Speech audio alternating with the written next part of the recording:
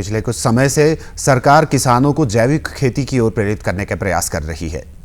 कुछ ऐसे किसान भी हैं जिन्होंने जैविक खेती में नए आयाम स्थापित किए हैं। इन्हीं में से एक है मंडी जिला मुख्यालय के साथ लगते बीड गांव के उन्नत किसान बलवीर सिंह ठाकुर। बलवीर सिंह ठाकुर अपने घर पर ही गाय के गोबर और गोमूत्र से जैविक खाद और कीटनाशक बनाने का काम कर रहे हैं। इस तकनीक को सीखने के लिए प्रदेश के कोने कोने से किसान उनके घर पर आते हैं और इसे बनाने की विधि सीखते हैं। बलवीर सिंह बिना किसी शुल्क के किसानों को हंसी खुशी ये सब बनाने की जानकारी देते हैं।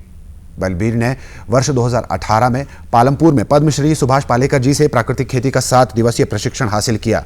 मैंने 2018 में पद्मश्री सुभाष पालेकर जी से पालमपुर में 7 दिवसीय कार्यक्रम में ट्रेनिंग ली थी और उसके बाद जो है मैं लगातार इस क्षेत्र में काम कर रहा हूँ, प्राकृतिक खेती में काम कर रहा हूँ।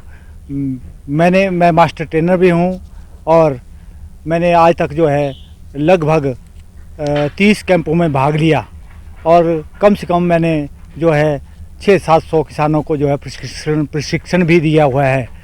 प्राकृतिक खेती प्रशिक्षक बिलासपुर जिला से जैविक खेती का प्रशिक्षण लेने आए किसानों ने बताया कि जैविक खाद और कीटनाशक बनाने की विधि जानने के लिए वो लोग मंडी आए हैं। आज रासायनिक कीटनाशकों के साथ खेतों और स्वास्थ्य को जो हानि हो रही है उसके चलते अब किसान प्राकृतिक खेती की ओर अग्रसर हो रहे हैं।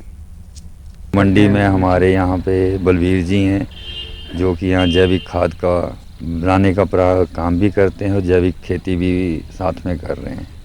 तो हम उनके पास आए थे, उनके पास देखा कि वो किस तरह से तैयार करते हैं, तो हम इसलिए उनके पास आके ये चीज़ें सीखने के लिए आए थे कि कल को हम भी अपने गांव में जाके इस तरह की खेती कर सकें। बिलासपुर निवासी का उल्लेख है कि सरकार की तरफ से प्राकृतिक खेती को प्रोत्साहित करने के लिए योजनाएं चलाई जा रही है। इस योजना के माध्यम से किसानों को प्राकृतिक खेती की ओर प्रेरित किया जा रहा है। अब धीरे धीरे खेतों से रसायनों का प्रयोग कम होता जा रहा है, लेकिन इसे पूरी तरह से समाप्त करने के बाद ही यह योजना समाप्त होगी।